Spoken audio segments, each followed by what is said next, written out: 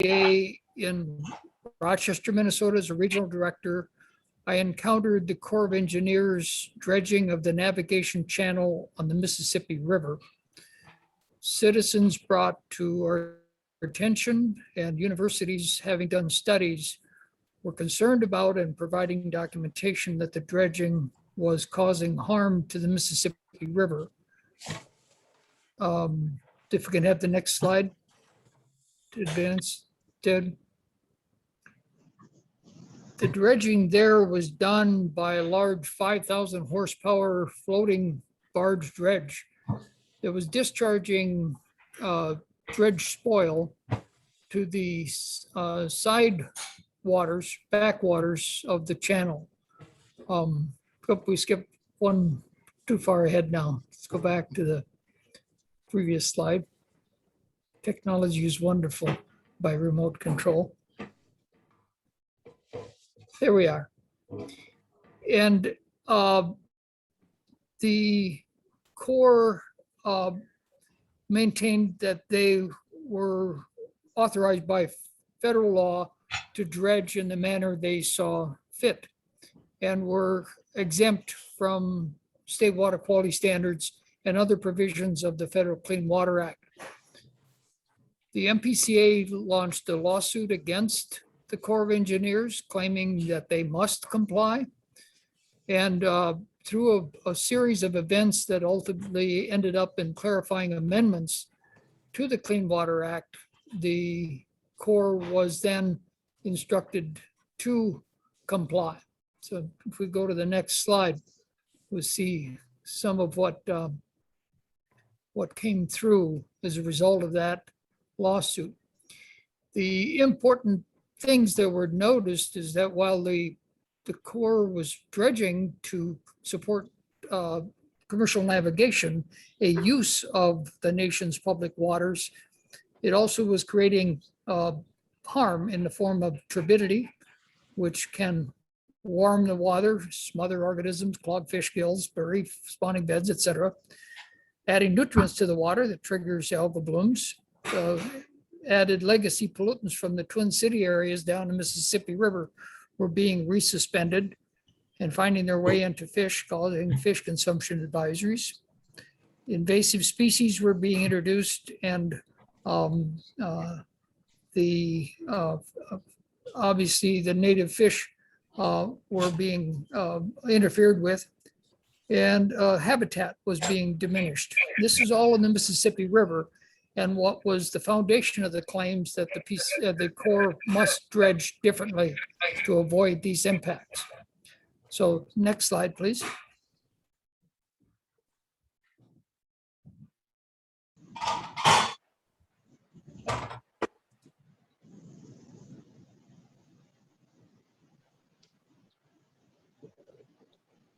Bring up the next slide, please. Yep. I think we may have skipped one, but we can talk about this one. Other states have encountered the same problem with the Corps, and most recently, the state of Ohio and the city of Cleveland also had to impose their will on the Corps because they were disposing of dredge spoil in open water of Lake Erie and violating water quality standards, and argued that the open water disposal adversely harmed the lake water quality and ecosystem. The Corps argued that it did not violate water quality standards or harm the ecosystem, but the state and city prevailed. And now they are moving toward a confined disposal system and alternate ways of dredging the river there. Next slide.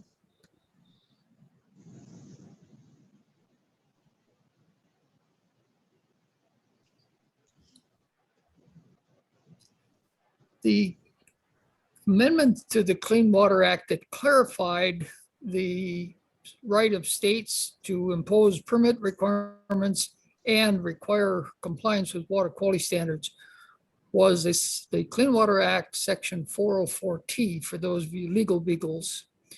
The important language here, you don't have to read all of this, but I've underlined and bolded the part that said the Corps is required to control the discharge of dredge or fill material to the same extent that any person is subject to those requirements. And that means they must do it as any other discharger would to waters of the nation. There was a dispute about that, and this amendment went in to the Federal Clean Water Act to clarify that, to make sure there was no misunderstanding. And to further clarify that, on the next slide, you will see the actual congressional record from 1975, where the Congress stated that it was actually the intent of the Clean Water Act to begin with, that open water disposal of dredge spoil would end. And that was to be in 1972. And that the Senate clearly intended the Corps to comply with state water quality standards covering specifically turbidity, total suspended solids, and other parameters. So next slide.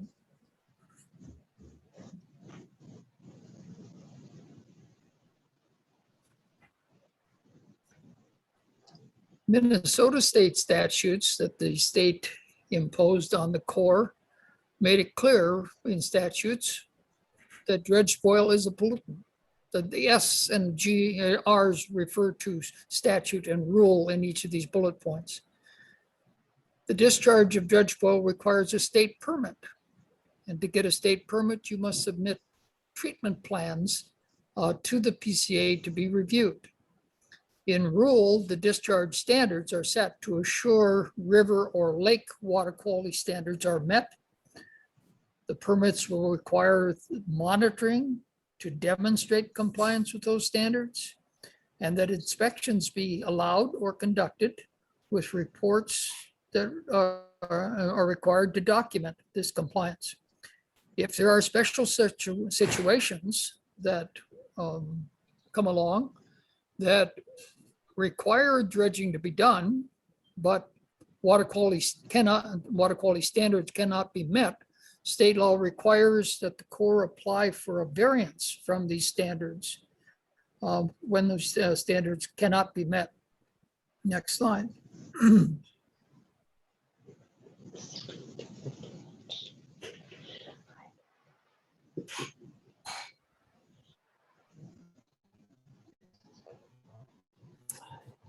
The water quality standards that apply to dredging or any other discharger.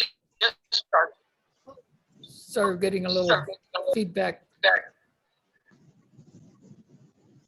If everyone could be sure they're muting.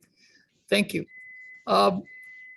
Every other discharger, such as the Duluth, the Western Lake Superior Sanitary District, or power plants up and down the lake shore, or anyone else that has a permit from the PCA,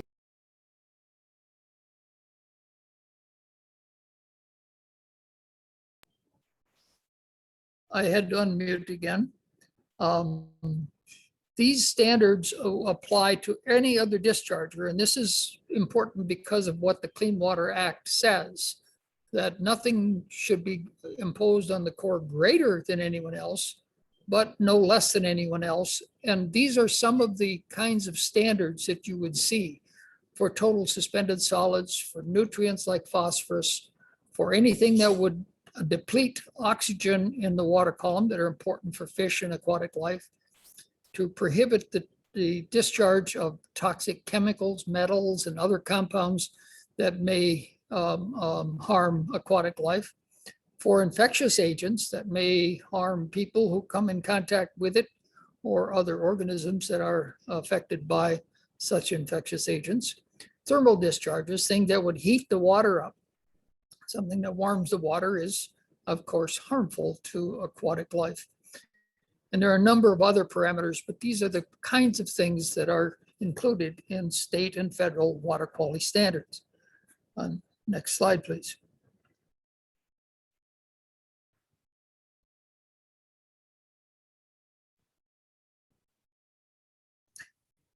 Now let's switch to what we know about Lake Superior. We could go on for many hours talking about studies and concerns and documentations and reports and literature. But one of the most recent ones that I think is most digestible, and I recommend it to you highly, is the National Geographic December 2020 issue that had a special feature on the Great Lakes and gave much information about Lake Superior in particular. But in the text here that you may see is a little bit hard to read, and I'll expand on it in the next slide, that one of the largest sources of surface fresh water is in trouble. Environmental stressors such as climate change, invasive species, toxic chemicals, agricultural pollutants, which are referring to the nutrients I talked about, and coastal development, that is urbanization, conversion of land use, timber harvest, this kind of thing that cause transport of pollutants into these lakes are degrading the ecosystems. And we look at this from an ecosystem perspective. That is, what's living there, what is having trouble living there, what is disappearing from there, what is coming in terms of invasive species that interfere with the natural organisms that should be living there. That's my profession would approach a body of water like this, and why we have these standards to protect the ecosystem. The goal is not just to simply meet the numerical standards itself.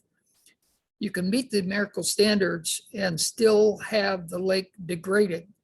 So extra care has to be taken to ensure that the ecosystem reflects the degree of protection or lack thereof that is happening in the entire watershed of the lake. That's how you know whether or not our regulatory agencies are properly exercising their authority to protect this water body. Next slide.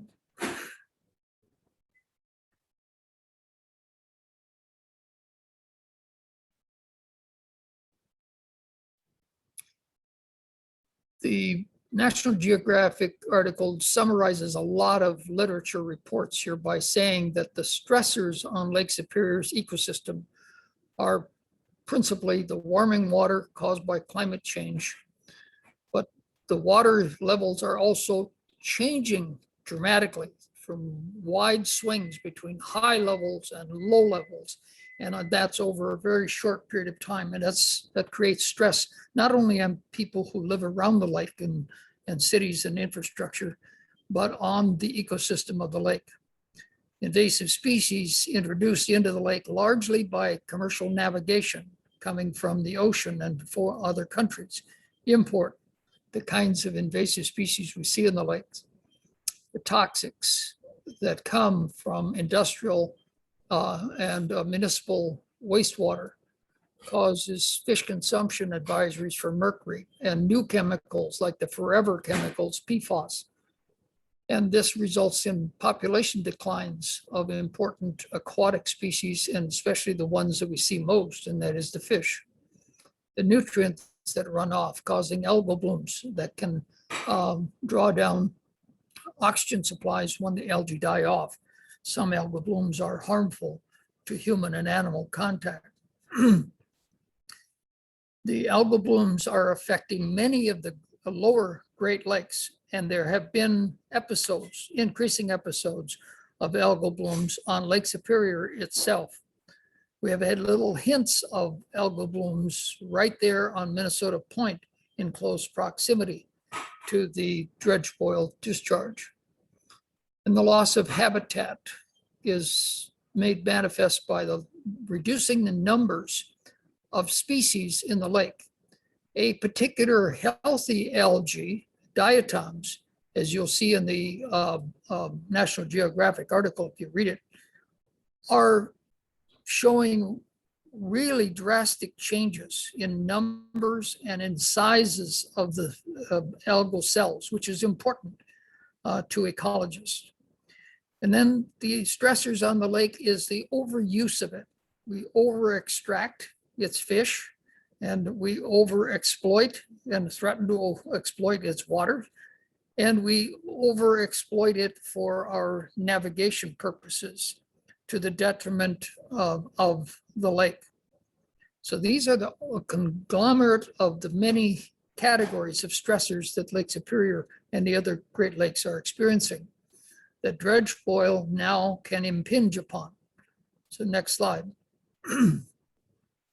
Keep these things in mind that you're seeing here that are causes of stress from a variety of uses. Fisheries in particular are in trouble. Recent studies show that the Lake Superior Cisco population is being drastically reduced. Baby Cisco aren't surviving, there hasn't been a strong year of Cisco hatch since 2003. That's your local fisheries supervisor there, Corey Goldsworthy. I've spoken with him, and many of you may know him.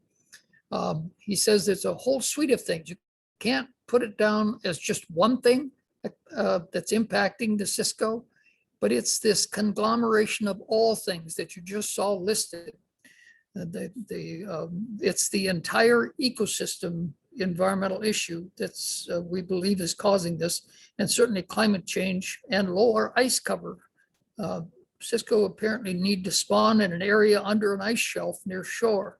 And if they don't have that shore ice cover, they don't spawn successfully. So next slide, please.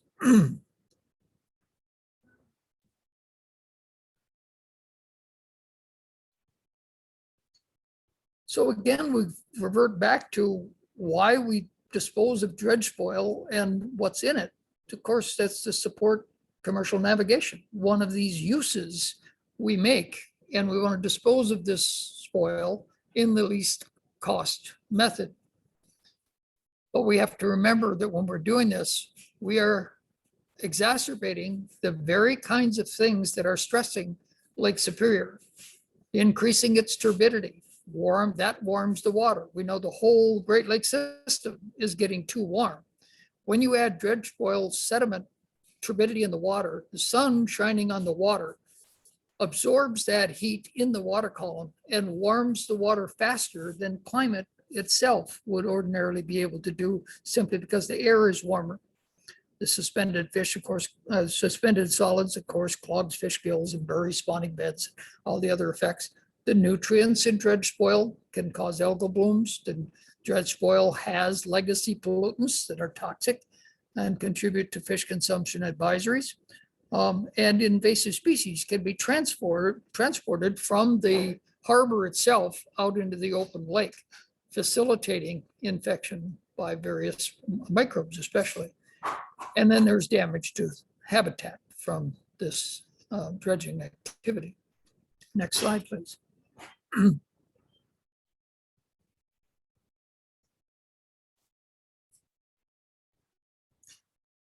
Now, the federal law and the state law require that the water quality standards apply at the end of the pipe.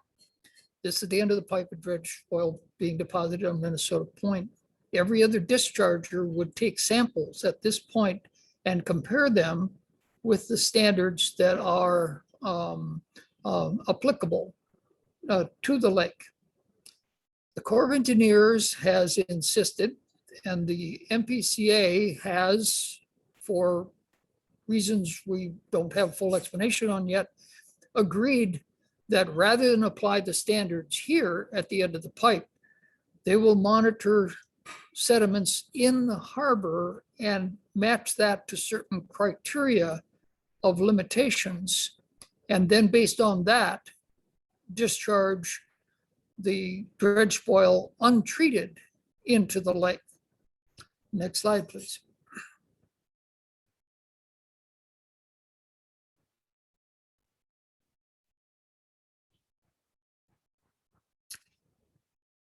The MPCA, in approving this dredge spoil, wrote one of the two permits that is required. The federal law requires a 401 certification, which you see here. The other, as I mentioned in the previous slide at the beginning, requires that they obtain the state disposal system permit and submit the plans according to state statutes and then comply with the rules. But in this case, the PCA chose to only issue the 401 certification, a departure from a longstanding history that was in my career with the agency for 30 years, the standing rule. Sometime between my retirement in 2001 and 2012 to 2018, somewhere in that period, the PCA abandoned the state permitting process and relies only on the certification. And in this certification language is important phrases that the Corps and its contractor must use certain practices at the project site that will not, to the extent practicable, exceed state water quality standards for such things as total suspended solids and mercury. But the key phrases here are at the project site and to the extent practicable. What this means is that the PCA is not enforcing the water quality standards in Lake Superior, just requiring the Corps to exert the best effort they can and then allow everything else to pass. And this is an unusual way of applying this. If you'll go to the next slide, we'll talk about the project site.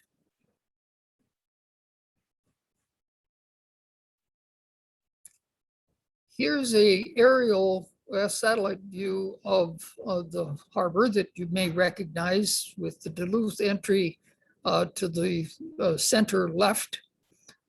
Minnesota Point, of course, then extending to the right. North is up on east is up on the map. North would be to the left. But the area just immediately to the south of the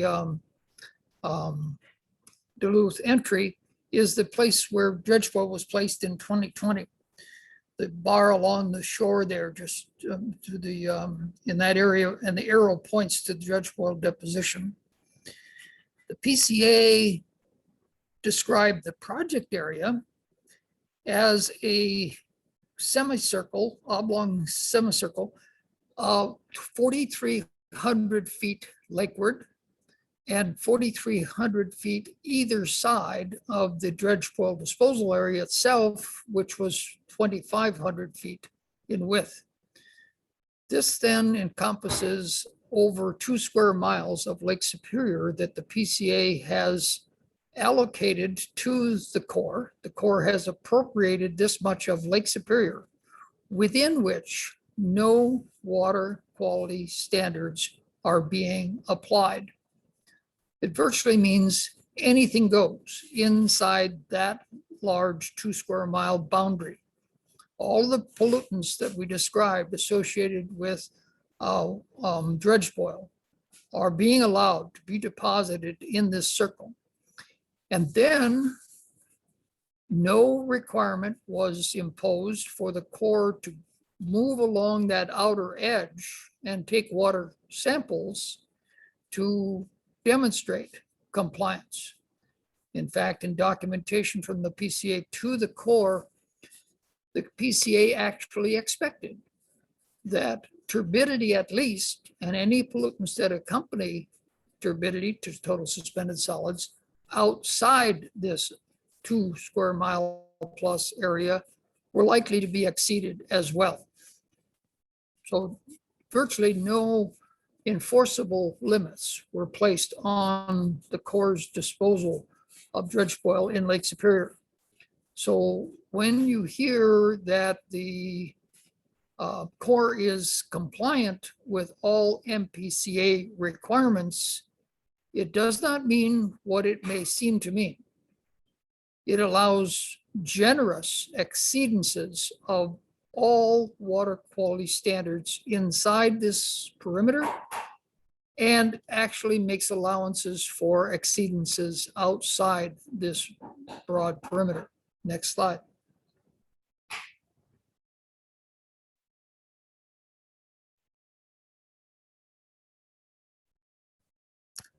So here you see the turbidity that's associated with the project. Corps of Engineers photograph in their presentation from earlier this month. And you see the dredge in the bay in the background and the discharge out front. The turbidity you see in the water's edge here would exceed the water quality standards several hundreds, even 1,000 times what is allowed. The water quality standard in Lake Superior is 10 milligrams per liter.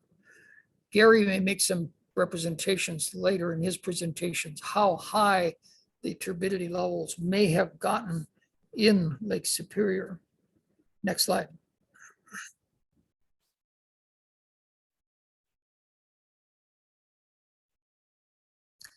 So a recap, I've told you a little bit of who I am, what I know about dredging and how I know it. We flipped up one slide too far, kick back. That's a backup slide in case we need to talk about what kind of material it takes. And what I know about Lake Superior, we don't really have time in this short period to get into what the alternatives are, except what the water quality rules require anywhere else in the state. And that is that dredge spoil material be placed in confined disposal area, and then any return water would be metered to make sure the water quality standards are met. And then beneficial uses of any of that material that has once been drained out of the water that transported it there could be removed from the disposal site and placed in a secondary location for beneficial uses. What are the possible paths forward? We've explored a number of these with the Corps of Engineers that we can talk about more in detail. And what comes next, I think we'll probably have Gary and the other speaker talk about that, Mr. Gausman from the National Wildlife Federation, or excuse me, the Minnesota Conservation Federation. So with that, I'll stop here and turn it over to the next speaker, but be available for questions and answer later. So thank you for your attention. Thank you, Willis, for that presentation. Next, I want to introduce Brad Gausman. He's the executive director of the Minnesota Conservation Federation. I met Brad when we were trying to work through some long-term solutions for maintaining the issues down here at Park Point, when we were going to work with the Corps to get the Section 111 study started. He has been working with a group called the Coalition. It's a group who is concerned about the unintended consequences for Lake Superior when you apply dredge spoils. I'm going to turn it over to Brad, and this all got my attention after the January 12th meeting, and I started getting into the Minnesota Point timeline that was dropped off by Kanan Stauber, the long-term environmental chair of Park Point. And I got into this document and found out that the Park Point Community Club has a long history of seeking alternatives other than dredge spoil. And I discovered the reasons why in this book, and I also wrote about them in The Breeze. So Brad, would you be willing to share with us your organization's perspective on the use of dredge spoils and possible alternatives? Thanks, Brad. Yeah, absolutely. Hello, everyone. I'm really excited to be here. It's a pleasure to be able to address your group. I'm the executive director of the Minnesota Conservation Federation. We're an organization devoted to conservation within the state of Minnesota, and we are the state affiliate of the National Wildlife Federation. This issue came to my attention last summer. I was just getting out of my car when I got a call from a gentleman named Grant Merritt, who was telling me about a court case from the 70s that he was involved in, representing my organization, the Minnesota Conservation Federation. And what I learned about from that conversation and research on my own was that in 1976, the Corps of Engineers was engaged in a very similar nourishment operation using dredge spoil. Citizens became concerned, and my organization hired Mr. Merritt to represent us in a lawsuit that was eventually successful. And in the fall of 1978, a local judge, Judge Miles Lord, issued a ruling on that lawsuit, which had a number of stipulations regarding how the Corps of Engineers would dispose of dredge spoil, that they would not do it and open, into Lake Superior, and created a number of steps and assurances in the way that they would treat and dispose that dredge spoil. So in a similar circumstance, that was a successful way to stop the open water disposal of dredge spoils in 1978. Fast forward to the future. Through Grant, I met Mr. Willis Mattison, who you just heard from, and together we started to form a coalition to explore this issue, to bring local partners to the table, and to discuss the possible drawbacks of the beach nourishment occurring on Park Point. When we created our coalition, it was important to us to write down a few goals for our coalition, and I'd like to share those. Our goals are to protect Lake Superior, to protect Park Point, to protect public health, and to acknowledge that maintenance of harbor dredging to maintain navigation in the Duluth Superior Harbor is important and an integral part of the community. Currently, we have a number of groups in our coalition, along with my organization, the Minnesota Conservation Federation.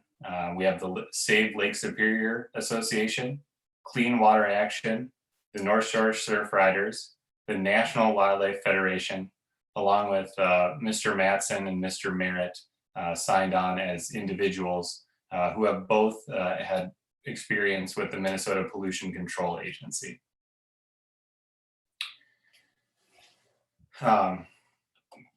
Mr.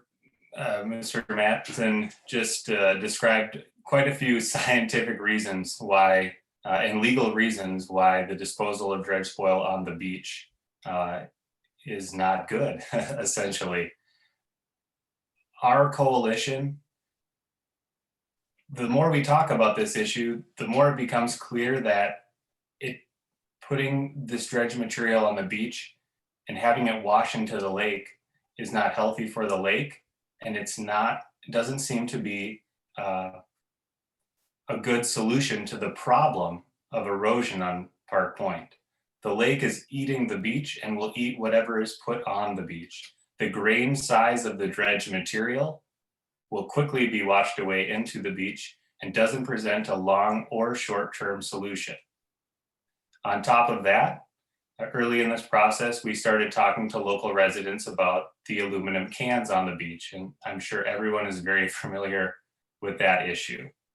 We worked with the Corps of Engineers in the city to acknowledge that issue and to inform the public of the safety hazards to people and pets and encourage them to put up the signage that is currently in place. Recently, our coalition sent a letter to the head of the Minnesota Pollution Control Agency outlining many of the concerns that you heard Mr. Mattison speak of. Specifically, that the material was not staying on the beach, but being washed into the lake.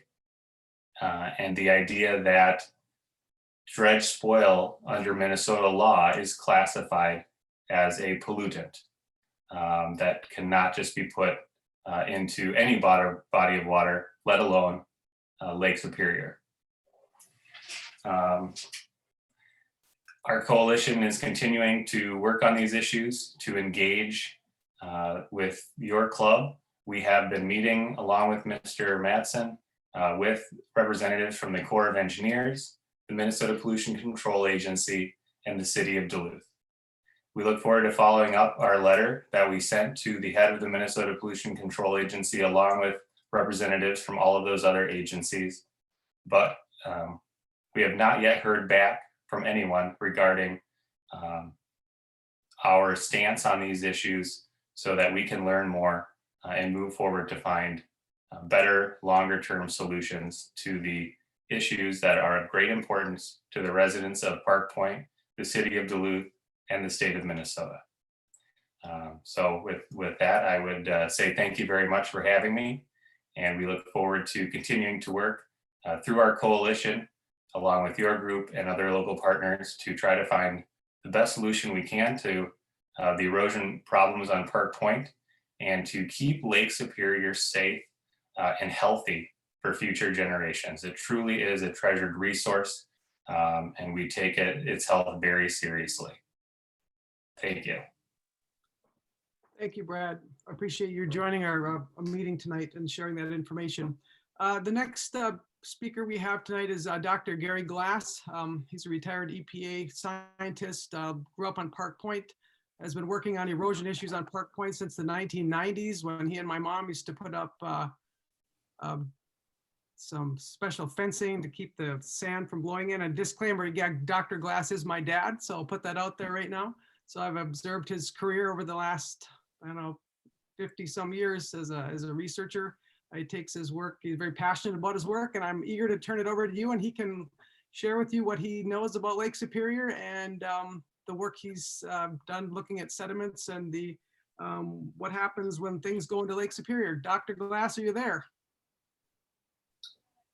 Yes, we are here. Can you hear me all right? I hear you. Pardon? Yes, you're on. Good, thank you. Okay, the first slide I want to show is the current activity that we do looking at the beach for the clear and present danger from what's on there presently because of the sharp cutting, puncturing edges and points of metal cans and shards. These are things that I picked up this last Friday and Saturday after the smelters were on the night before, and they illustrate that with the washing of the sand releases this material. These are things that are hiding right underneath the covered sand, and with a little wave action, it washes away the sand, and here what is exposed. And so I was the first one on the beach in the morning just after sunrise to get there before anyone else picks up this stuff. And so you can see what you have to look at almost every different day after been a little bit of wave action. These pieces of glass are extremely sharp. They're not worn yet in the wave with the wave action. They represent things that have been recently deposited. The two things at the top are iron tin covered cans that are rusty. And so if you cut yourself with a rusty can, you may well be infected or get infected. The ones at the bottom are aluminum cans or snap tops that if you step on it, you will regret it because it will puncture your foot.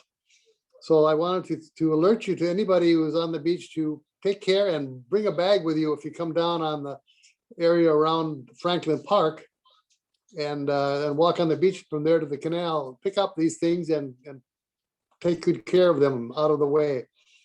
I'm saving these so that I can illustrate to the core what the population of this material is when and if they ever show up to do the job to clean it up.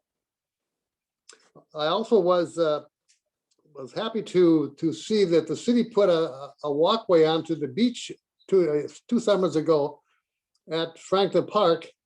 And one of the things that I observed there was a fellow who was in a wheelchair, and his caregiver introduced him as a person who had been on the beach in the 30s. And he said to me, yes, I used to be able to skip these little round rocks off of the shoreline, which was all gravel at the time. And I want to bring that up for the simple reason that beach is a high energy beach, and it was gravel, and that gravel can be seen if you dig down in the backyards or front yards of the houses from Canal Park down to 12th. And also it's lunacy for you to expect that putting a fine grained sand on a high energy beach, it's going to stay there long. And so that's all the more reason for the folly that we're now experiencing with what's being put on the beach for the purpose of hopefully protecting against the erosion, because it doesn't do the job and it's a waste of money. And we need to find a better solution, which is what Paul Truger is doing and looking for. And I also attended the January 12th meeting and was asking a number of questions that didn't get answered, but Dan Brenneman at the time, from my contact with him during the HTAC meeting, Harbor Technical Advisory Committee, recognized that I had not had the report that I was asking for the information on. And so he forwarded me a report that reported on the beach nourishment project on the south end of Minnesota Point. And that was a project just to get the report from him, because when it was all said and done, he had transmitted to me some 5,924 pages of data that he represented as being gotten from the Corps of Engineers that reported on all of their sampling for the last 5 years from 2018, 2015 to present. And so I looked at that information and been digging it out, putting together something that might be of interest to you all. And if you can show the next slide, this is the composition of the material from that report that was put on the beach for 2020. And this table illustrates in the middle column the composition of the material. Pardon me, I'll start from the beginning. This is the list of the estimated weights of dry weights of contaminants that were put on the beach. And if you read the top column, it's the material composition. In the first column, the sediments composition in the lakes, the Superior Bay sediment composition. If you look at the first 3 columns and scan down, you'll see that the natural sediment that's there presently now is much less concentrated in the materials that you see listed. The organic carbon, the oil and grease, polyaromatic hydrocarbons, benzoate, pyrene, TCDD, dioxin are all in the less than category, whereas the material from the harbor is 10 to 20 times higher in concentration. And that simply is the mere fact that the harbor is a place where materials are collected and deposited and kept locked up in the sediments until we have the need to go and dredge them up and spread them around. So this is information directly out of that report. Once you find a way to wade through those 5,924 pages, it's been a task to come up with it, but when you look at the big picture, is the reason for doing this is that the report itself had no information on what this material's effect was going to be on the lake water quality. It's as if the Corps was putting it on the beach and as their reports say, it will just wash away. Well, I was interested in finding out where the away is. And so the point is that once you look at the amounts of materials here, you can see that washing away is going to be a large task. There are more than 115 million pounds of this material from last summer's deposition placement on the first 3 blocks. That's from 48,000 cubic yards, 115 million pounds of dry material, mostly sand and grit. But with all of these impurities listed, there's materials that are going to be nutrients to the organisms in Lake Superior, because if you look at the material, it's like a big chocolate bar. The lake will chew away at it, and where there's nutrients, it will take advantage of them. Where there are toxicants, the organisms will be affected by the toxic material. So phosphorus, for instance, is a big item for Lake Superior because it's a limiting nutrient at this point in time.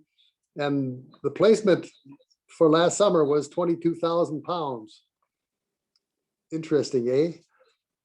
If you look down the list, the other nutrients that are listed here are things like manganese and nitrogen. And so there's for the nitrogen components, there's about 22,000 pounds. For the manganese, 44,000 pounds. This is material now that is there in a form that is readily soluble. And I thought I was going to have to work hard enough to generate some new data, but by digging further into the report, it turns out that the EPA lab had put together a manual for handling sediments, and you take a 1 container of sediment and you mix it with 4 containers of water, and you come up with a test that is being used now by the Corps to decide whether or not they have material that can be disposed of in open waters or not. And so that manual is the one that generates this kind of information, and I'll get to that in a minute, and on my second table. Let's spool down to the bottom of this so I can see where we're at. Copper, back up to copper if you would. Copper is the other component that is there in concentrations that is high enough to cause some toxicity problems. The other things that are shown are not in that ballpark. So go down to the next table. The next table generates the kind of mixture of sediments with water, and they call it an elutrate test, where you end up with a slurry of sediments in water at about 20%, still a little bit too concentrated to pump. The slurry that the core pumps is about 15% solids into the lake. This test generates a 20% solution. And the point of the solution is that you can determine what material is soluble by letting it settle after an hour and then centrifuging the settled material until the water is clear. And that gives you an elutrate. So by comparing the water quality standards, which are in the second column for the different parameters, against the harbor water in the third column and the elutrate liquid in the fourth column, you can see what components exceed or are close to the water quality standards for the material that would have an adverse effect on the organisms in the lake. We see that things like manganese and copper are in that category. Mercury is also in that category.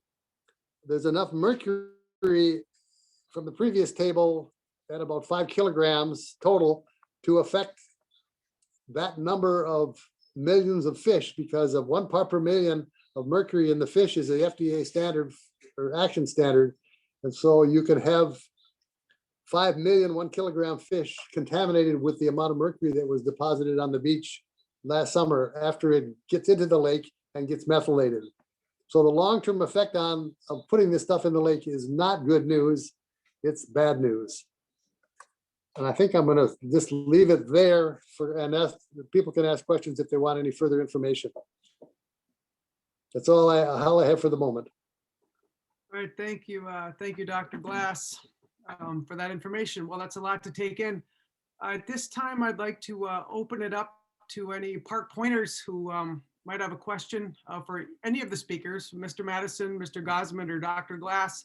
Do we have any residents who would like to ask a question? You feel free to use the little hand you can put up, or just say something, and between me and Ted, we'll be able to get to you hopefully here.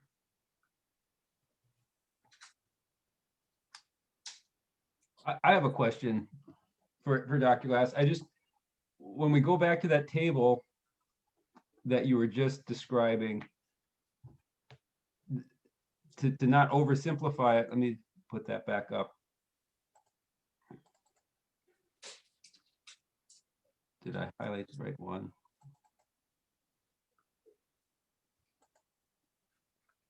This table, these amounts in the last column, for instance. Yes. When we look at arsenic, which is something that we're all familiar with. So according to the numbers that all the stuff, this is stuff that came from the Corps of Engineers' own numbers. They pumped 353 pounds of arsenic onto the beach. Correct. And so if say that, if arsenic was like aluminum cans, if we had 353 pounds of aluminum cans or shredded steel cans, I guess, or whatever, that would be the same kind of a thing. You're looking at the how much is actually there, and 22,000 pounds of phosphorus, right? So that's a lot of phosphorus. Right, but that's what I mean. And there's, if you go down there, they like to talk about the 2019 project, and then I just want to make sure that that's clear is what I'm seeing, because I heard, I one of the things that you hear is they say, well, we followed our procedures and we followed the standards, which, you know, which Mr. Mattison kind of just pointed out, there really aren't, their standards aren't very much. But so those are total numbers, and these numbers all come from the Corps' data. That's Correct. I just want to make sure I'm right about that. Okay. Don, I see Gail has his hand up. Is there? They come from the most applicable core data, which is the samples that best represent what they dredged. And that is one of the difficulties in sorting through all of this data. You have to take the samples that give you the most representative measure of what they're going to be dredging. And all of these were core samples that were in the same area that they said they were dredging. Right. For the 2020 placement, yes. Right. And that was in January that at that presentation, that's exactly, this is the same data and the same samples that they said they used. Yes. Yeah. Right, so who's- No, they did no evaluation of the impact on the lake water from these materials. I think if they do the methodology that is in their testing manual, it calls for tier 1 and tier 2 to generate these eleuteria tests. And if they're less than the water quality standard, then they don't have to do any more. If the values are more than the water quality standards, then they have to do more testing. So tier 3 and 4, I haven't yet found any material that's relevant to that yet. So I haven't gotten to the point where you would think they would reach the conclusion that this was not a good idea. And we've yet to schedule a meeting with the core technical people to ask them that exact question. What did you do with this data, and why isn't it telling you what we think it should be telling you in terms of an assessment of the impact on the lake water quality? Right. That wasn't a consideration yet. Yeah. All right, let's move on. We might have some more questions out there. Someone got their hand up? Yeah. Gail has his hand up. Oh, okay, yeah, Gail, go ahead. I see your hand up. Go ahead. My screen on here. I just wanted to address what Ted just mentioned. We've had two public meetings with the Corps of Engineers and their scientists. And I know Mr. Mattison was at the first one. I don't know if he was at the second one or not, but I know he was at the first one. But none of the data on opposite sides of the argument were presented and could be discussed then. I don't know, we apparently want to have a third meeting with them to discuss these issues, but we've had a couple, and I just wanted to know why nobody wants to represent themselves at actual meetings with the Corps and their scientists. Well, hey, Gail, this is Ted again. I just want to say at the last meeting, they ended the meeting 10 minutes early. And I did put out a question of, this question is, what do they know what they put on the beach? And I actually asked that question at the first meeting too. The Corps hasn't, if you recall at the first meeting, we said, what's the data from the samples? And they said, you need to talk to our lawyers to get the information. They didn't want to release the sample information. Do you recall that, Gail? Well, do you recall they said you need to file a Freedom of Information request? Nope. You have filed one. You had filed one actually before that meeting. I haven't filed anything. No, you didn't. That's what Melissa said. Mr. Mattison has filed Freedom of Information request from them. I don't remember that they said that specifically, but I didn't record it. I'd have to go back and listen to the recording to see if they actually said that. They did. Well, It's recorded. I don't recall it. I just have to look. Yeah. So you were there. I'm not necessarily supporting, but a lot of this stuff is assumptions and innuendo. Mr. Mattison said a lot about lakes, or the Great Lakes, a lot of it worthwhile information, and talked about the things that could happen that would be deleterious to the lakes and all that. All of that's true, but the only thing that he presented specifically and had data for was turbidity, and he doesn't even have data for that. He just has a picture. But I live there, so I watched it. It certainly gets turbid from that material. It goes away pretty fast, but it gets turbid. But I also can look out my window and see the turbidity from a rainstorm go close to a mile out into the lake as well. So we should probably stop God from having it rain. But I think, presenting it at two separate sites without being able to argue about it a little bit seems unreasonable. I'm not necessarily in favor of the Corps and what they're doing, but I have no reason to disbelieve them. The other thing is that, and Gary knows this very well, no one has ever said that putting material on the beach was going to be a long-term solution. It's always been a short-term solution to, and not actually prevent erosion, although it helps that, but mostly it prevents destruction of personal property and homes on the beach. But nobody, has ever suggested that this is a long-term solution. And hopefully this new study will tell us what we might be able to do a long-term possible solution to the problems. Thanks. This is Willis. I'd like to respond to Mr. Kern's comment and question because he raises a very valid point. I couldn't agree with him more that the actual comparisons of real water quality data are essential. I have not gone out in a boat or collected samples as I used to do with the PCA. This is incumbent upon the Corps to demonstrate that they are in fact complying with water quality standards. And the PCA has for years required that of every discharger that you demonstrate compliance. So I too would like to see the actual numbers. The visual examination that I've seen, I had my granddaughter take photographs from high altitude. She lives there in Duluth.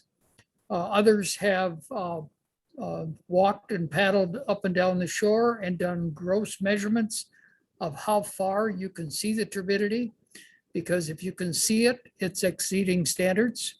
So these are anecdotal observations that the PCA had a provision in the first permit that said if citizens complain of excess turbidity, the Corps was to go out with instruments in the lake and actually measure it to determine what that turbidity was.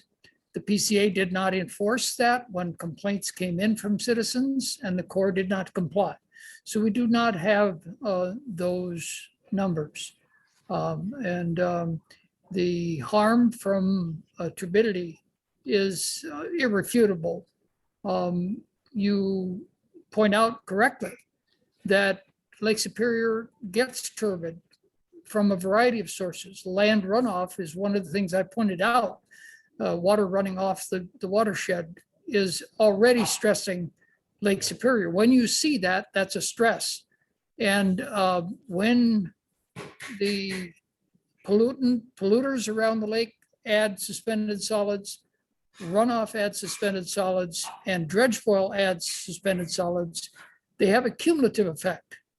So because one is happening doesn't excuse the other, it actually makes the second or third or fourth level source that much worse when you accumulate them all together. So we know that Lake Superior is experiencing this from wave action, shore erosion, rivers flowing in the Maggie River particularly.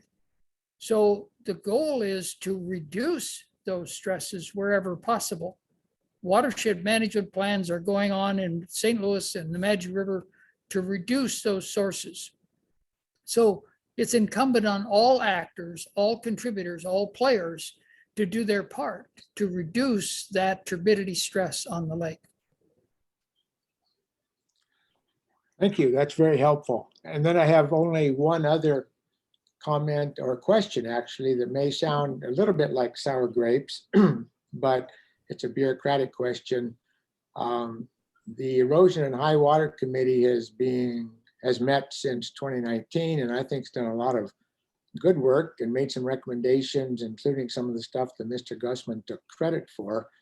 But beyond that, we now have two groups who are theoretically dealing with the Corps of Engineers and the Minnesota Pollution Control Agency. And I want to know from our president, who is actually, which committee is in charge of things? Is it the Don Buck, Gary Glass, Mr. Mattison committee and their association, or is it the Erosion and High Water Committee that's going to continue with this activity?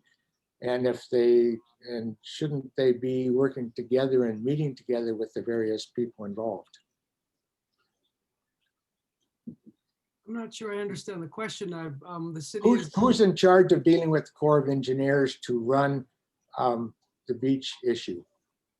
That would be Director Philby Williams at the City of Duluth. No, you know what I mean, Don. From a Park Point Community Club standpoint, who's in charge? Because the Erosion and High Water Committee has been left out of a couple of meetings, and basically Mr. Mattison has gone directly to the city and to the Corps of Engineers with information, a variety of meetings. But there should be one group that represents Park Point consistently. And that's, In I my guess, view. well, I think we can address that outside of the meeting. I would rather spend. No, I would prefer to address it at the meeting where everybody can hear. Well, we had, as you know, we have Erosion and High Water Committee that's been working since 2019. Then we have an MP50 committee that was launched out of that committee. The chairperson is Paul Troyer. He's been working on some longer term solutions. But we've been in contact with the city, with Director Philby Williams, Diane DeSatel at the city. That's what we've been doing. Councilor Randorf. So I'm not sure exactly what you're asking, but those are the committees that are active. And last, There's a subcommittee that's active involving you, your father, Mr. Mattison, and maybe Mr. Gausman, that have been having separate meetings with the city or with the Corps of Engineers and with the Minnesota Public Pollution Control Agency, to which the Erosion and High Water Committee have not been invited or involved with.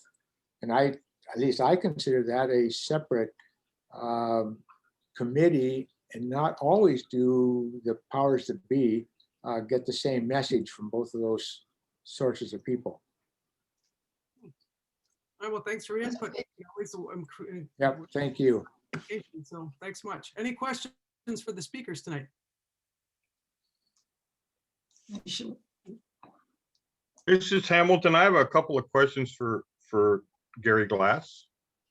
All right, sure. Gary, did this table one that you showed us, did you not make a presentation of that to either the Corps or the MPCA here recently? No, No. no. Well, why do I have a response to it from the Corps? I had a report to the HTAC committee on the 3rd of March. As far as I know, that's what they're responding to. Okay, so you have presented this previously to other agencies. I have not presented this table to any other agencies. What? Okay. We'll get down to semantics. Hamilton, do you have a report from the Corps that we don't know about? No, What, I on this thing? I have a report from the Corps that was originally sent to me, Paul Troyer, and Don Buck, and I subsequently sent it out to the Erosion and High Water Committee. Do you have something else to share with the club from the committee? Well, I don't have the ability to share this on the website, so I couldn't. But Could you share it anyway, it's a now? response to Gary's. It's a thinly veiled response to Gary's conclusions about the sediment and how he came up with his conclusions, and it also includes what people have said isn't available, which is an analysis of the sediment sampling from the 2020 beach nourishment. And that's right in front of me here. And I know that it's available because several people in this meeting have it. Yeah, it's on the website. Did you put it up? Because it wasn't there when I looked the other day, Dawn. That's why I asked. Everything I got from the city is on the website, including that report, I believe, from Director Phil B. Williams. Yeah, this was done by Charles Ulrich. Yeah, I believe that's the one that I received. Yes, it's posted. On the Okay, website. yeah, I didn't see it when it was up there before, Dawn, but that's what I'm referring to, Ted. Yeah, all that's information is posted. Did you have a specific question about it, or? Well, I just wanted to bring that up because it contradicts what Gary's been saying. And also, somebody referred to the fact that this information about the 2020 dredge materials was not available, and it's in this report. I think the difference is, and I certainly am not an expert on this, and I was hopeful that somebody from the Corps or Minnesota Pollution Control Agency would have been invited and would have shown tonight. But it's my understanding that Gary's information came from a variety of core samples, and this report is the core samples from the areas that were actually dredged and put on the beach in 2020. And I think that's the big difference between his numbers and their numbers. I don't think I've seen what you're referring to. I sent it to you a week or so ago. But it has, Paul, go ahead. Paul, do you have a question? Hamilton, can I clarify? Because I think I know what you're referring to. Is it the report from the Corps on April 1st? Let me look at the date on it. Okay, so you're right, Hamilton. And there is a question in there that you might be asking Gary.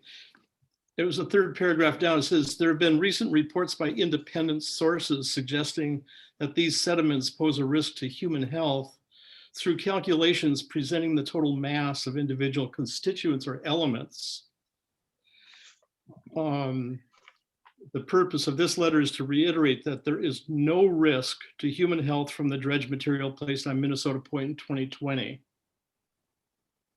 And Gary, I think Hamilton is asking you, how do you respond to that assertion from the Corps? I mean, there's been nothing of mine ever talked about human health or impact on from the beach. I'm talking about the lake. What is it doing to the lake water, not to human health? The only human health linkage would be through fish consumption of the mercury getting into the fish and people eating the fish. And that's not what it's referring to.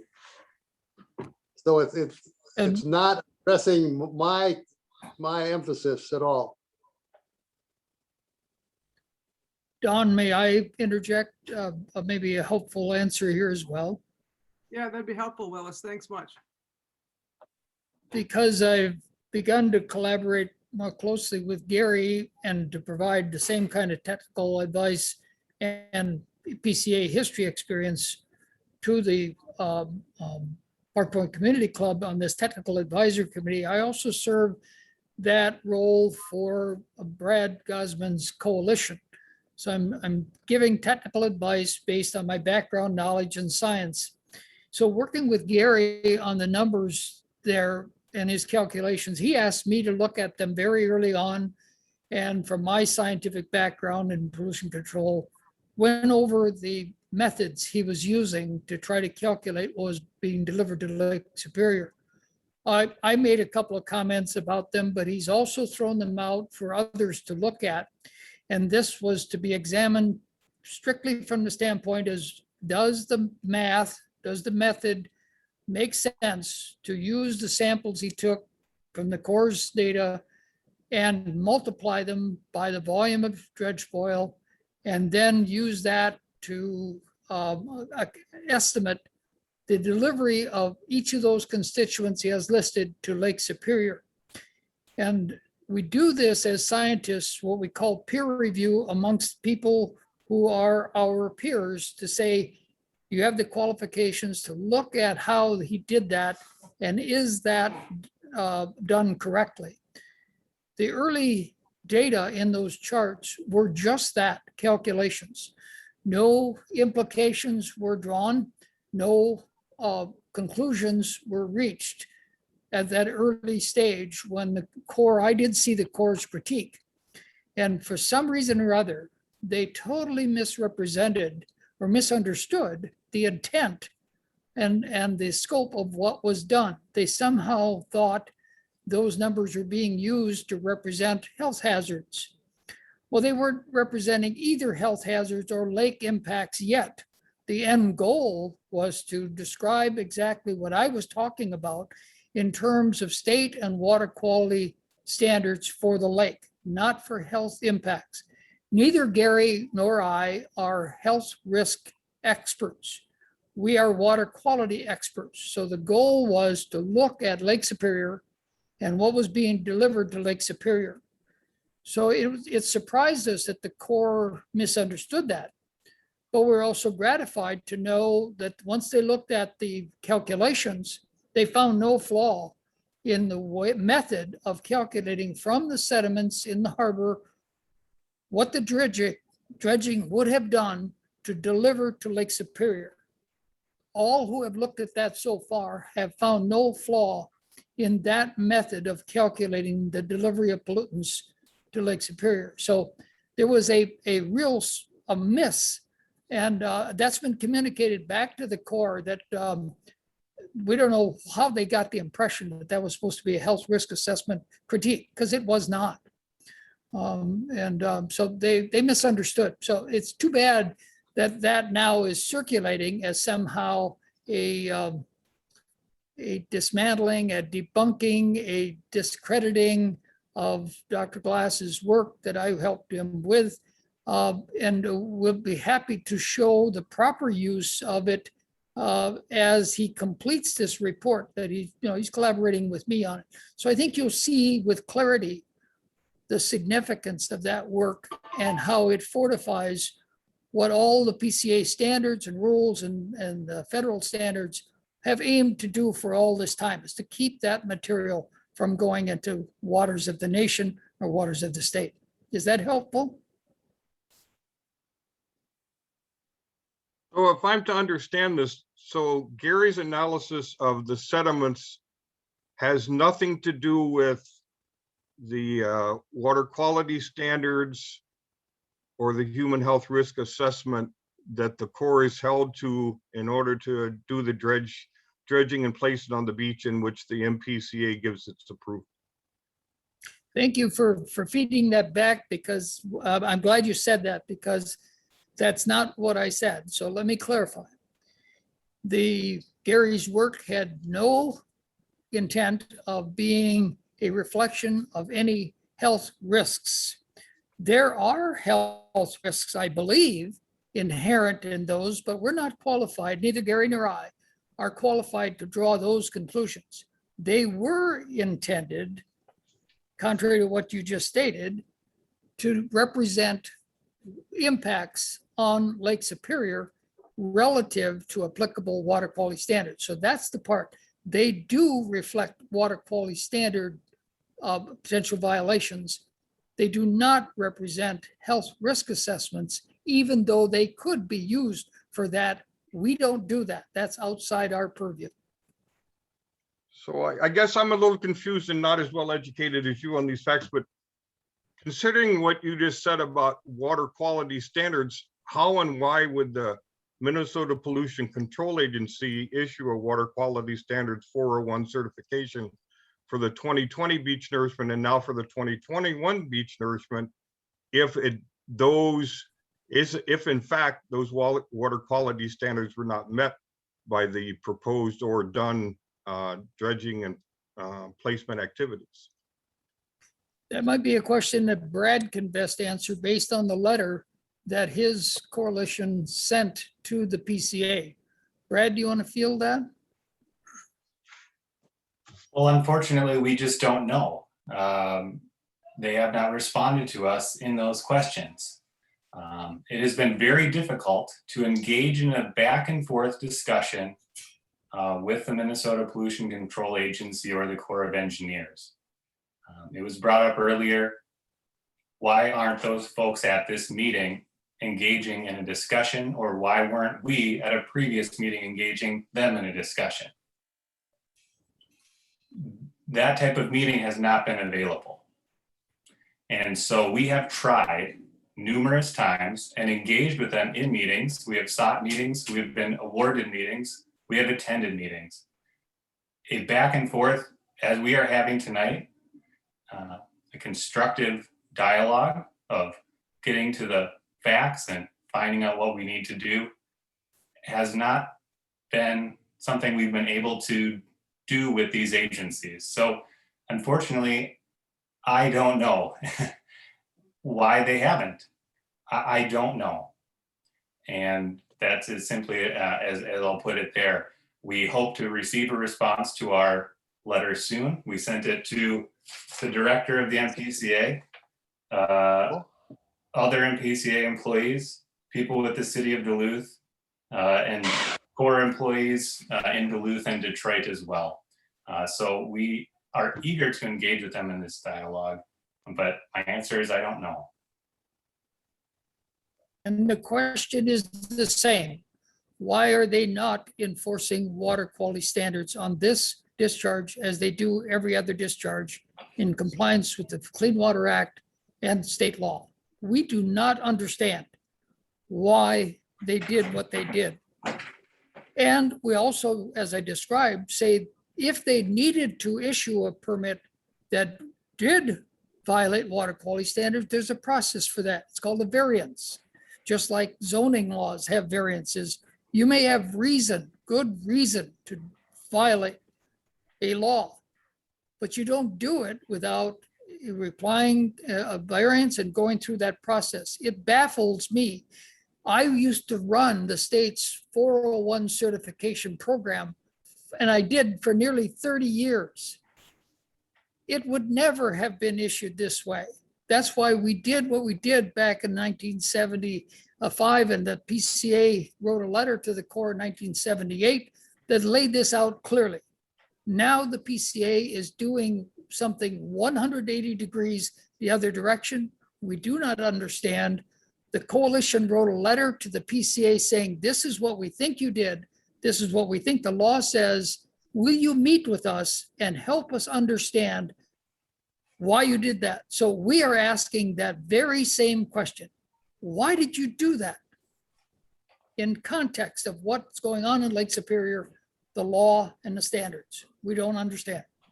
Yeah, thanks for mentioning that, Willis. At the city's meeting the other day, I had the chance to send those questions to the PCA. So I'll let you know if I hear back, but I sent them to Ms. Hotz on the screen. I via chat, I sent them, and then I had Ms. Van Dale from the city send them along as well. So let me know if you hear something back, because I haven't heard anything back yet, but I did send that exact same question saying, hey, could you please clarify this? Because I'm really confused about what's changed, what's changed. So let me know if you hear something.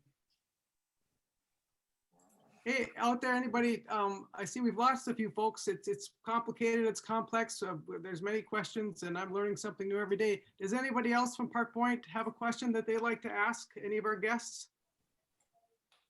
Yeah, I have a question. Oh, sure. It's twofold. First of all, I just want to thank everybody for sharing what you know. Gary, in particular, your science intrigues me. Your study is only for 2020, which was 48,000 cubic yards.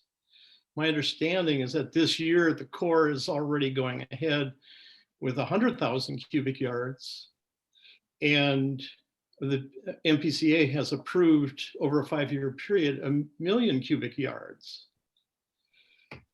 Gary, are you confident in extending the data that you found for 2020? Because that's absolutely.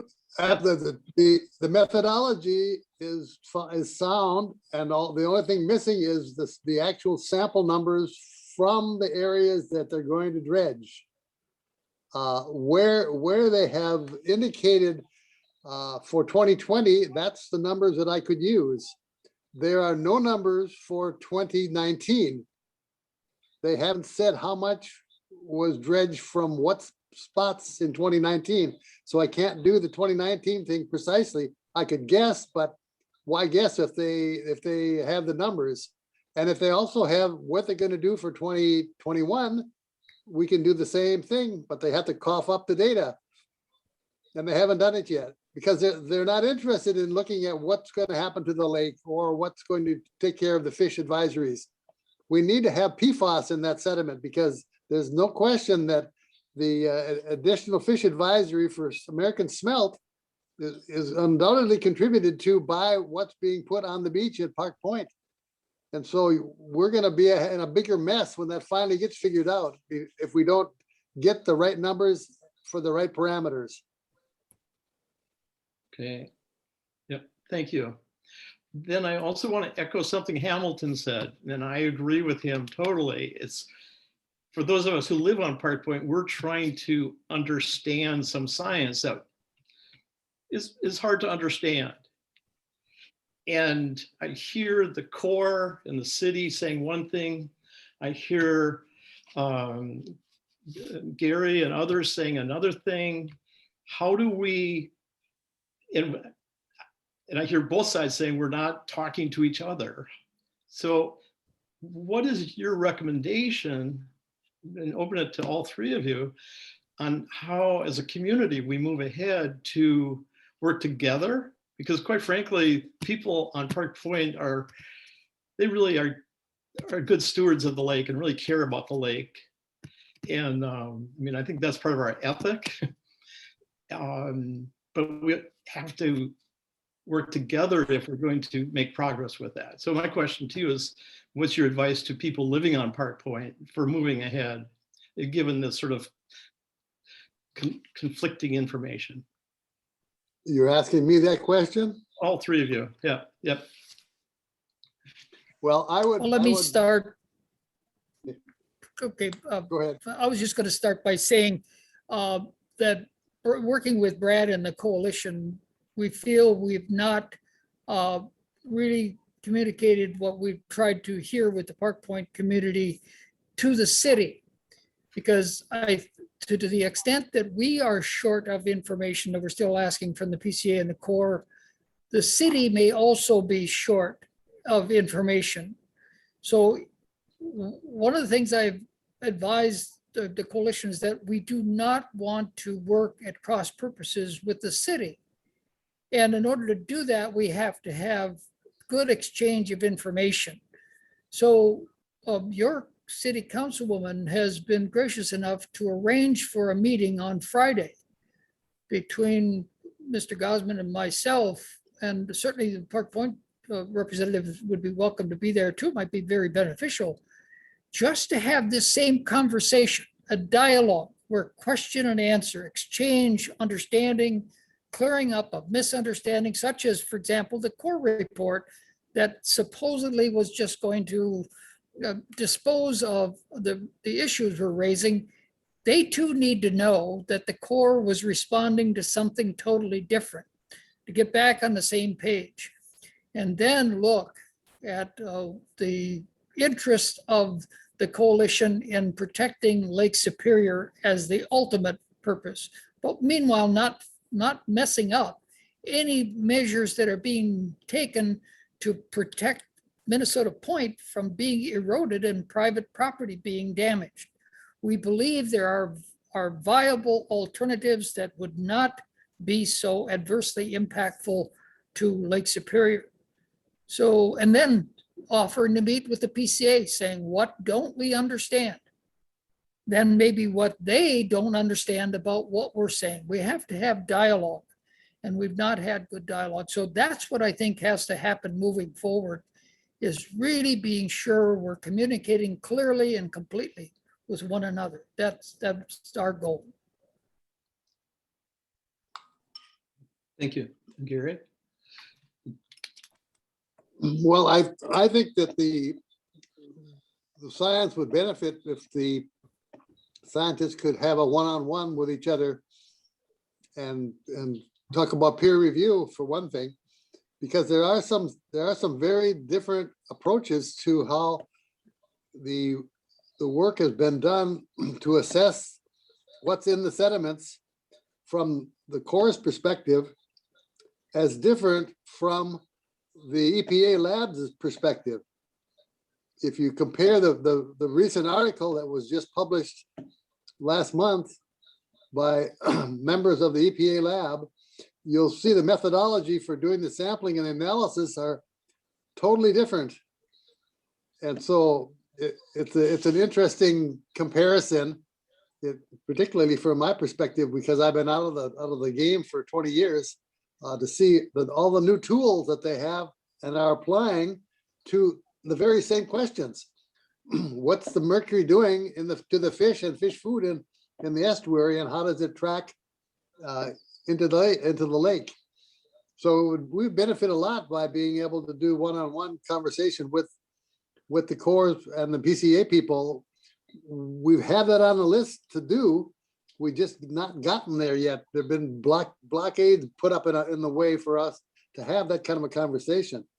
So I think if this meeting on Friday is successful for step one, then step two is to talk to the PCA. Step three is to talk to the Corps scientists.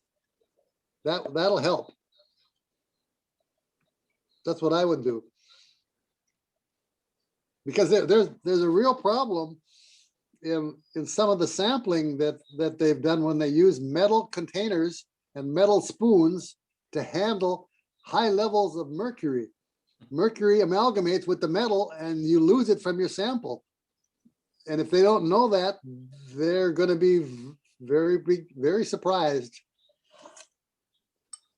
The other thing I would offer is what is provided for in the law, that if these water quality standards were going to be violated, the PCA is obliged to hold a public hearing. And at the public hearing, you could hear this discussion between technical people who live and eat and breathe. And actually, I used to write these rules and regulations. So I'm intimately familiar with how they function. Sitting in on a conversation between people who talk this language may be baffling to some, but it can be enlightening to others as to why is it that we have this discrepancy between what the PCA held for decades, beginning back in the 70s, and what it is they're doing now. There may be good reasons for that, but they have not said so publicly. As I understand from Pike Point people, when you had a public meeting at the beginning of this 5-year project, the PCA was there and represented this project as complying with all of their requirements. I've heard people repeating that over and over. It's complying with all the PCA requirements, so it should be okay with the lake. Well, I'm here to say that that language is misleading, because they will admit that water quality standards are being exceeded.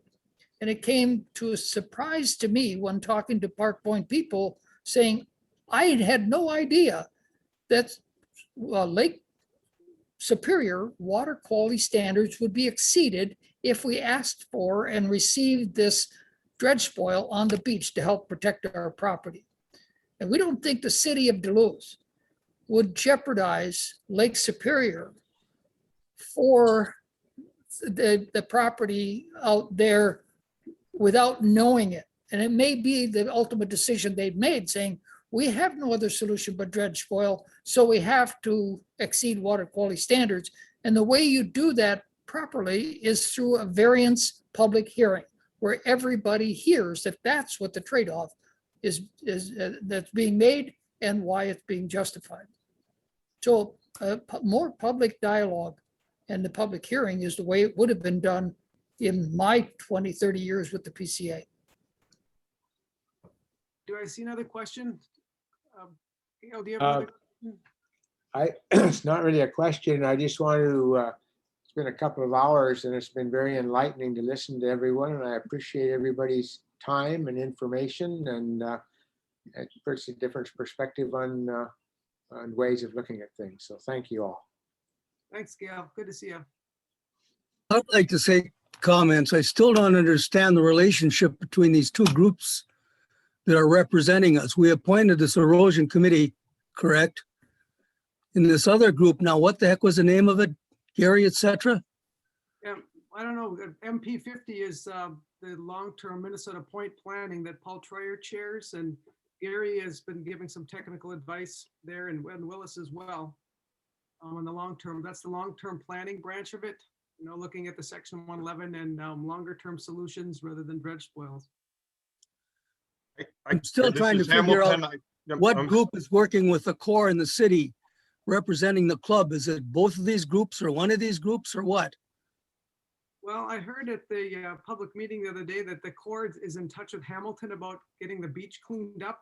Hamilton, is that correct? Are you Yeah, and I speaking- think that the question that's being asked is the question about the Duluth Dredging ad hoc coalition that Willis continues to refer to, although doesn't name specifically.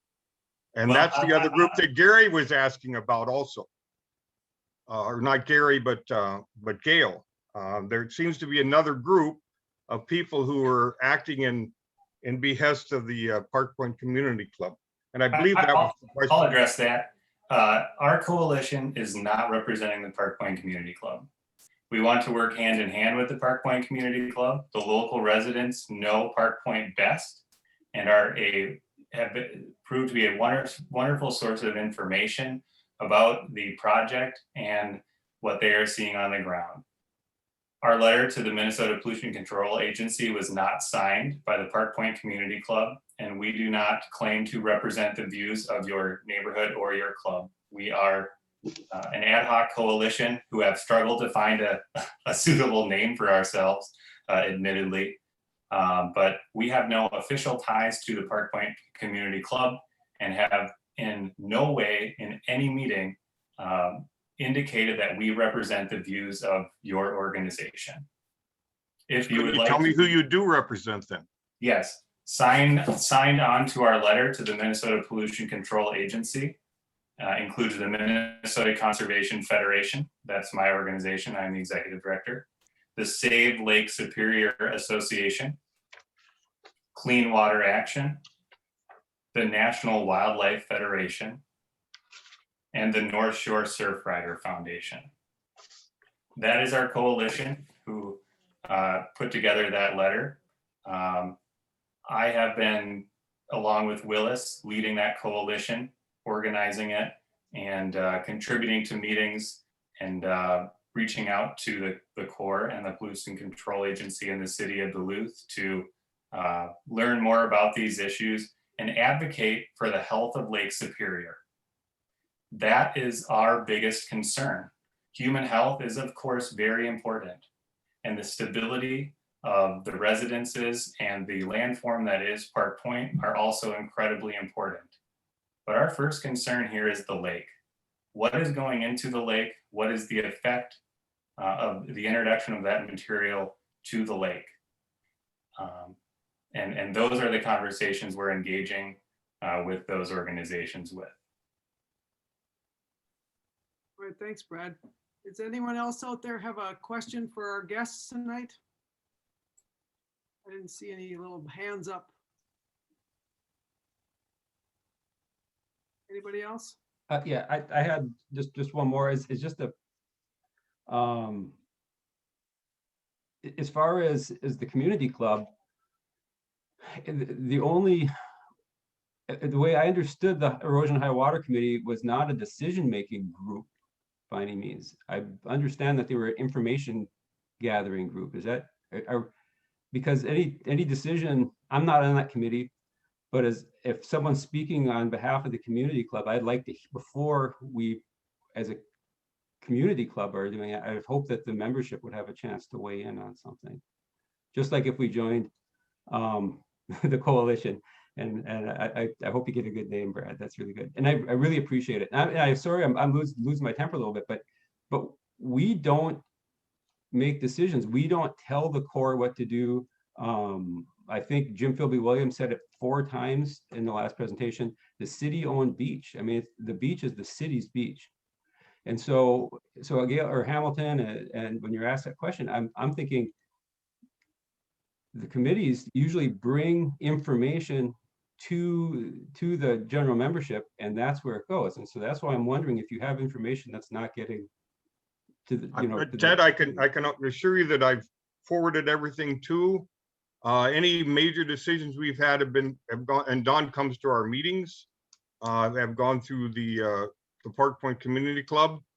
I write an informational article in the Breeze every month to let people know what we are doing. I understand that we are a subcommittee of the Park Point Community Club. So I can assure you that I'm not making, or our committee's not making decisions outside of the knowledge of the Park Point Community Club. Right, not even knowledge, but just that we could bring it back and have just like Willis and Brad and Dr. Glass have all said, that it's that, you know, can have a dialogue, and so we can just discuss it as a community. So it's not a few people off on the side. And I appreciate the work that that the High Water and Erosion Committee has done. I think it's really the work is, you know, this the study that they're going to do about the actual causes of the erosion, or it's all that stuff wouldn't have happened without the work of that committee and the attention that it's brought to it. But there's that new information that is coming, like we're getting from these organizations, about what it's doing to the lake, and there is a trade-off. And I understand that there's I saw how close the water was to like Gales and the houses down at the end, but it's a matter of not the only solution we have. And so I want to make sure that we're getting all the information that's really helpful. But I do appreciate the work that that's been done. We're going to see if anybody else out there who hasn't spoken yet would like to have an opportunity to say something. I see it's hard when we have these Zoom meetings. It's just such a different landscape when everyone's a little bleep on the screen. So please, if you'd like to speak up. Missy's got her hand up now. Yeah. This is Brian with Missy.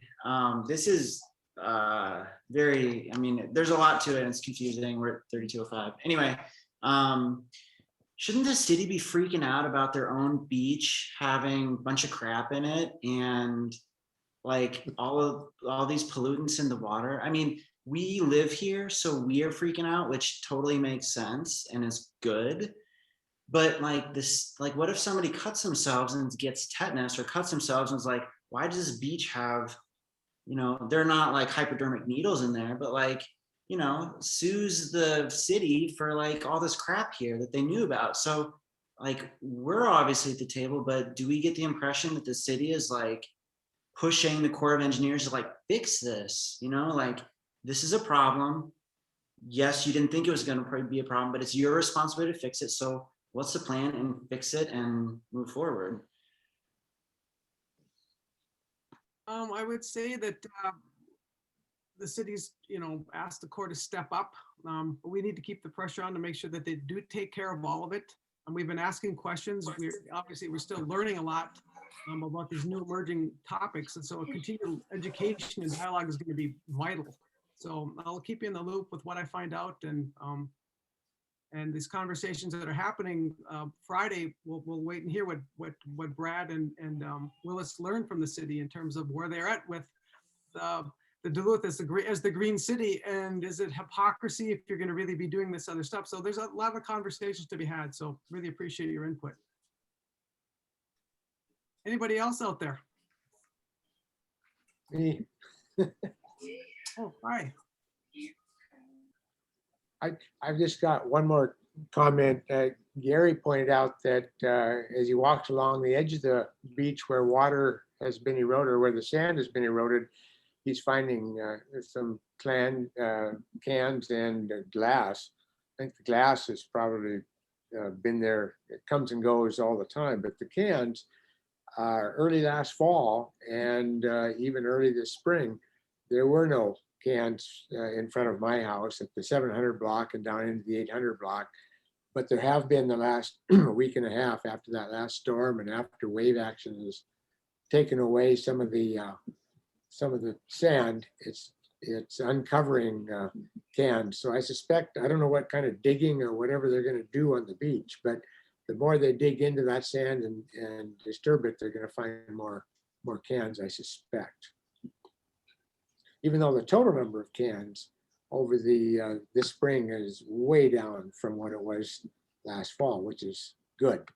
That's nice, but we're going to continue to find them, and I think we're going to continue to find them for a period of time. Much, Gail, for collecting that stuff. I'm a little negligent in dropping mine off, but thanks for your willingness to help out with that effort. Thanks for the opportunity, love. Any other questions? Any other questions out there before we wrap it up? As we are coming up on the 2-minute warning to the 2-hour block, which is a little late for all of us. Well, if not, I see no other questions. I'd like to thank our guests tonight, Willis Mattison, Brad Gausman, and Dr. Gary Glass for their time and sharing what they've learned and sharing their knowledge and experience. We have a lot to learn, and we appreciate you taking the time to share with us. I'll make a motion, we adjourn. We have a Thank you second? thank you very much. It is very encouraging to engage in a dialogue with your club, and I really appreciate the time. Thank you. All right, thank you, Brad. I don't want to belabor. Thank you, and I this, hope we keep the lines of communication open. This has been very beneficial to hear this wide variety of voices and questions, and I'm hoping it's allaying some concerns that you may have had about what our goals are, what we're doing. Always ask questions. We'll be happy to answer what we're doing. Missy, are you back? Well, I just wanted to note that Gail Toppy's hand is up. Oh, Gail, where are you, Gail? I'm asleep in my tiller here. Hang on. Gail, are you there? Did that do? Yes, I am here. Sorry, Yeah. I didn't see you. I don't have my picture on. I've been waiting all night since Mr. Mattison spoke about a viable alternative. And even though we're 2 hours in, and I'm sorry to bring this up at this late time, but did I miss something? I haven't heard a viable alternative presented. I'd be happy to what- answer that question unless Brad wants to step in.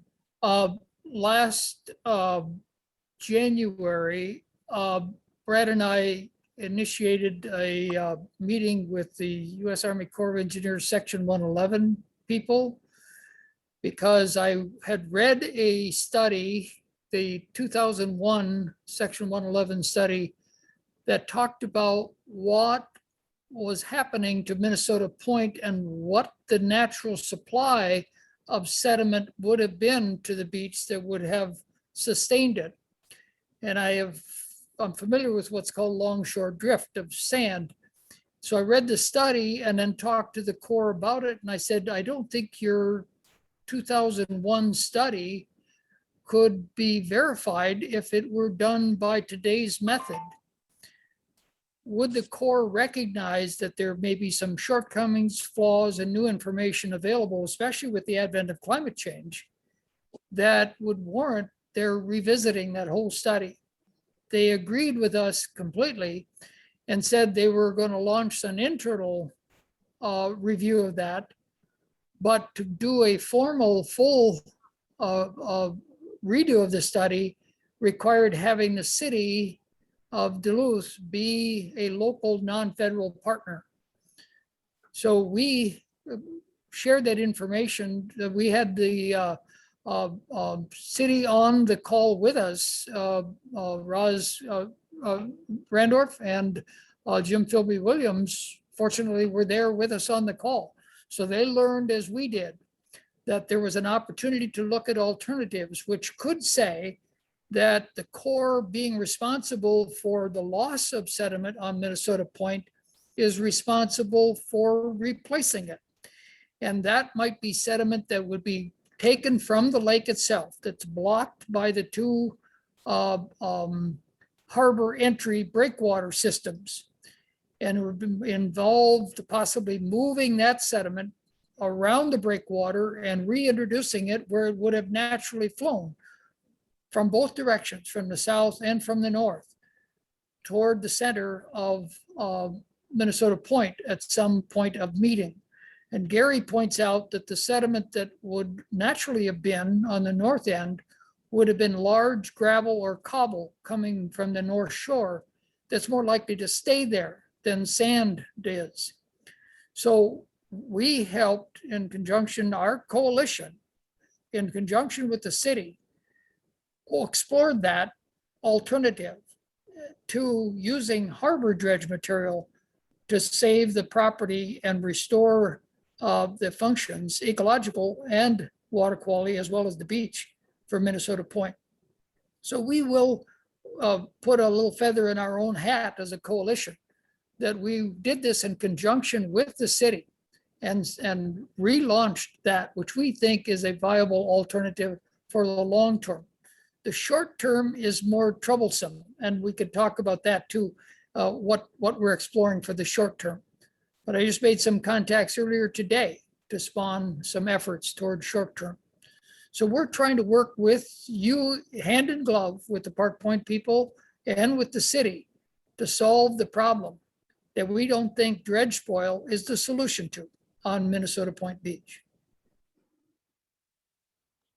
That helpful? It somewhat.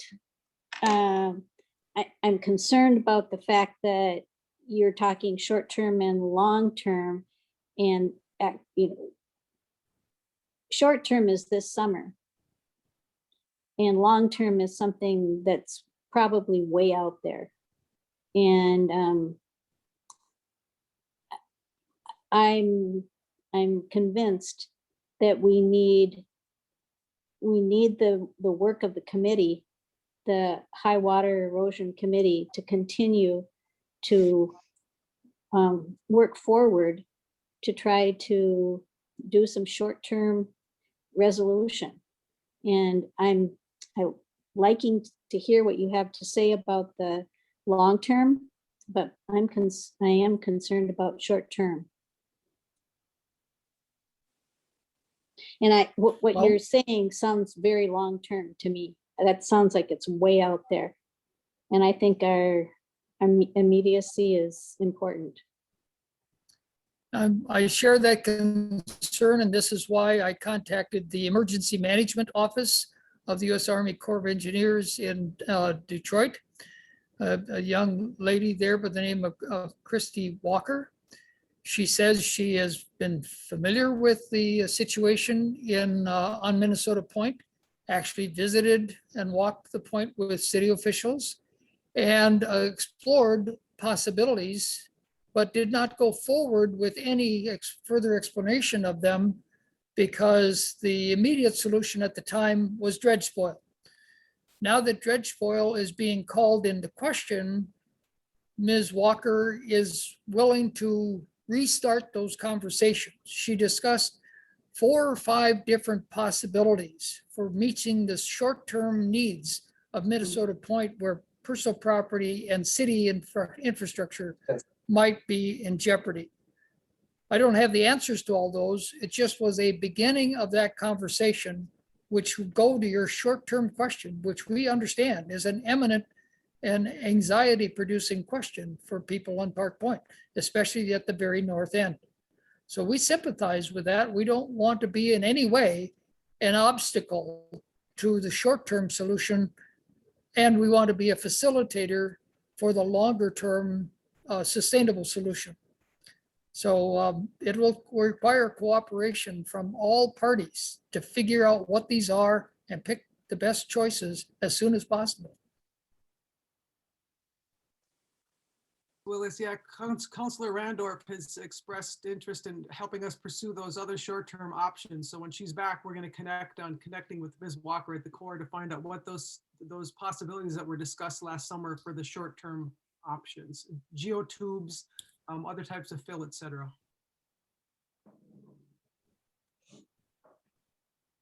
Thank Gail, you. Thanks, Gail. And thanks for helping pick up the shards and the keeping track of all that data. That's great. Thanks so much. You're welcome. All right. Does anyone else have a final question? Or should we say good night, everybody, and be kind and sign off? I'll second Gary's motion to adjourn. Thank you, Hamilton. Motion